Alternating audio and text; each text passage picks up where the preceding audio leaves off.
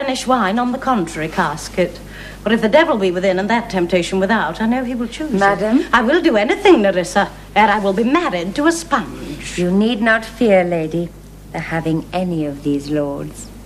They have acquainted me with their determinations, which is indeed to return to their home and to trouble you with no more suit.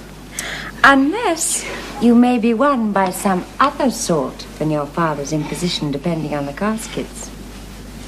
If I live to be as old as Sibylla, I will die as chaste as Diana, unless I be obtained by the manner of my father's will. I'm glad this parcel of wooers is so reasonable, for there is not one among them but I dote on his very absence, and I pray God grant them a fair departure. Do you not remember, lady, in your father's time, a young Venetian, a scholar and a soldier that came hither in the company of the Marquis de Montferrat? Yes. Yes, it was Bassanio. As I think, so is he called. True, madam. He, of all men that ever my foolish eyes looked upon, was the best deserving a fair lady. I remember him well, and I remember him worthy of thy praise. How now? What news? The 4 strangers seek for you, ma'am, to take their leave, and there is a forerunner come from a 5th, the Prince of Morocco, who brings word the prince, his master, will be here tonight. If I could bid the 5th welcome with so good a heart as I can bid the other 4 farewell, I should be glad of his approach. If he have the condition of a saint and the complexion of a devil, I had rather he should shrive me than wise me. Come, Nerissa, said I go before. Whilst we shut the gate upon one wooer, another knocks at the door. 3,000 ducats. Well. Aye, sir, for 3 months. 3 months. Well, for the which, as I told you, Antonio shall be bound. Antonio is to become bound. Well. May you state me? Will you pleasure me? Shall I know your answer? 3,000 ducats for 3 months and Antonio bound. Your answer to that. Antonio is a good man. Have you had an imputation to the contrary? No. My meaning in saying he's a good man is to have you understand me that he is sufficient, yet his means are in supposition. He hath an argosy bound for Tripolis, another for the Indy. I understand, moreover, upon the Rialto he hath the 3rd at Mexico, a 4th for England, and other ventures he hath squandered abroad. But ships are but boards, sailors but men. There be land rats and water rats, land thieves and water thieves, pirates. And then there is peril of waters, winds and rocks. The man is, notwithstanding, sufficient. 3,000 ducats. I think I may take his bond. Be assured you may. Oh, I will be assured I may. And that I may be assured, I will bethink me. May I speak with Antonio? If it please you to dine with us.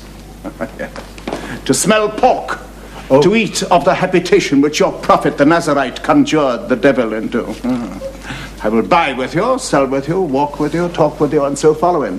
But I will not eat with you, drink with you, nor pray with you. What news on the Rialto? But who is he comes here? This is Signor Antonio. Shylock. I'm debating of my present store, and by the near guess of my memory, I cannot instantly raise up the gross of full 3,000 ducats. What of that? Tubal, a wealthy Hebrew of my tribe, will furnish me. But soft, how many months do you desire? Rest you fair, good signor. Your worship was the last man in our mouths.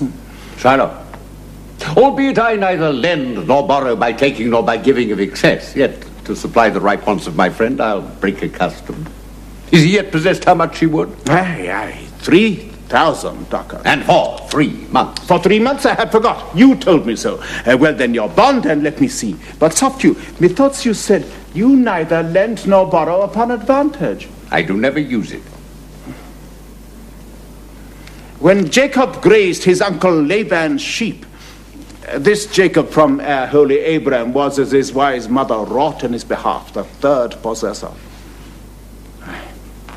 He was the third. And what of him? Did he take interest? No, not take interest. Not, as you would say, directly interest. Mark what Jacob did. When Laban and himself were compromised that all the eanlings which were streaked and pied should fall as Jacob's hire, the ewes being rank in the end of autumn turned to the rams. And when the work of generation was between these woolly breeders in the act, a skillful shepherd peeled me certain ones, and in the doing of the deed of kind, he stuck them up before the fulsome ewes, who then conceiving did in e'en time fall party-coloured lambs, and those were Jacob's. This was a way to thrive, and he was blessed, for thrift is blessing, if men steal it not. This was a venture, sir, that Jacob served for.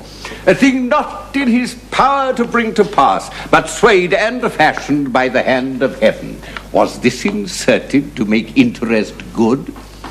Or is your gold and silver ewes and ram? I cannot tell. I make it breed as fast.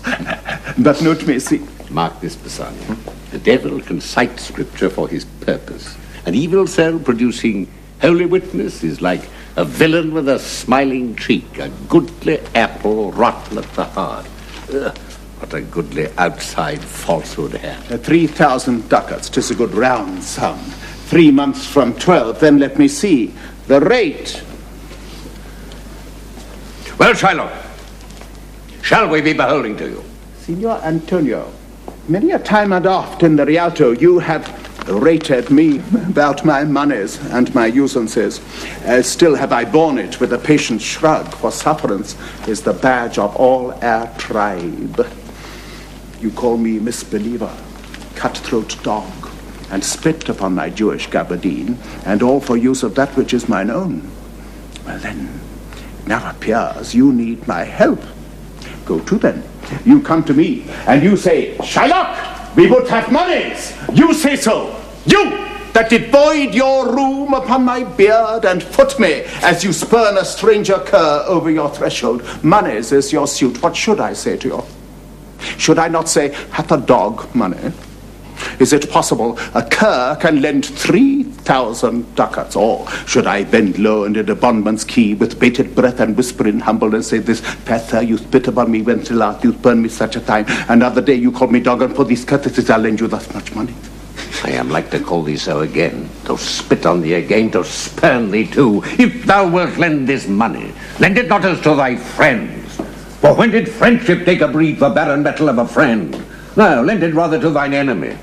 For if he break, thou mayst with better face exact the penalty. Look you how you storm. I would be friends with you and have your love. Forget the shames that you have stained me with. Supply your present wants and take no doit of usance for my monies, and you'll not hear me. This is kind I offer. This were kindness? This kindness. Well, I shall go with me to a notary. Seal me there your single bond, and in a merry sport, if you repay me not on such a day, in such a place, such sum or sums as are expressed in the condition, let the forfeit be nominated for an equal pound of your fair flesh, to be cut off and taken in what part of your body pleaseth me. Content! I' faith, I'll seal to such a bond, and to say there is much kindness in the Jew. Well, you shall not seal to such a bond for me. I'd rather dwell in my necessity. Well, fear not, man, I will not forfeit it.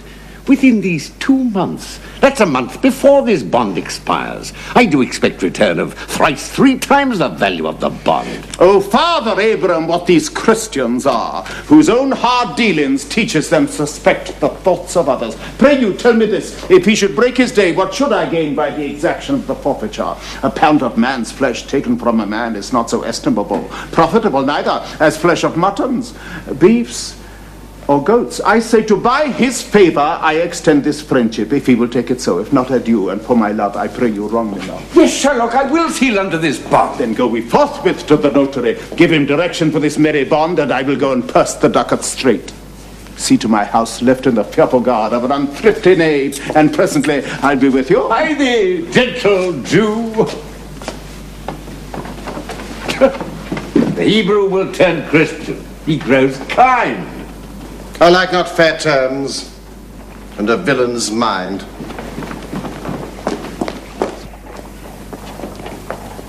Now, come on. In this there can be no dismay. My ships come home a month before the day.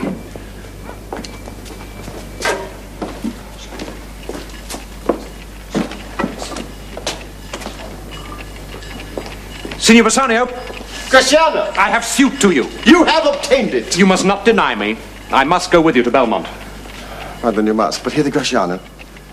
Thou art too wild, too rude, and bold of voice. Parts that become thee happily enough, and in such eyes as ours appear not false. But where thou art not known, why, there they appear something too liberal. I pray thee, take pains to allay with some cold drops of modesty thy skipping spirit, lest through thy wild behaviour I be misconstrued in the place I go to, and lose my hopes. My Lord Bassanio, hear me. If I do not put on a sober habit, talk with respect, and swear, but now and then, wear prayer books in my pocket, look demurely, nay more, while Grace is saying, hood mine eyes thus with my hat, and sigh and say, Amen. Use all the observance of civility, like one well studied in a sad ostent to please his grandam. Never trust me more. Well, we shall see your bearing. Nay, but I bar tonight. You shall not gauge me by what we do tonight. No, that were pity. I would rather entreat you to put on your boldest suit of mirth. We have friends that purpose merriment. But fare thee well, I have some business. And I must to Lorenzo and the rest, but we will visit you at supper time.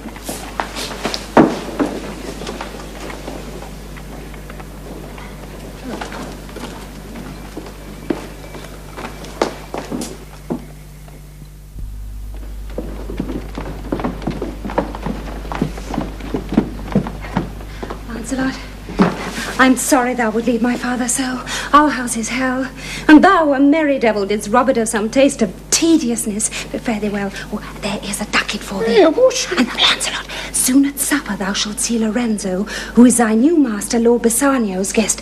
Give him this letter. Shh. Do it secretly, and so farewell. I would not have my father see me and talk with thee. Adieu.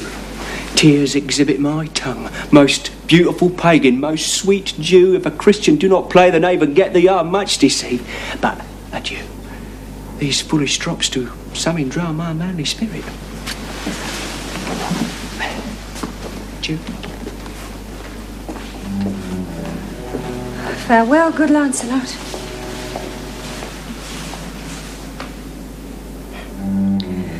Lack, what heinous sin is it in me to be ashamed to be my father's child?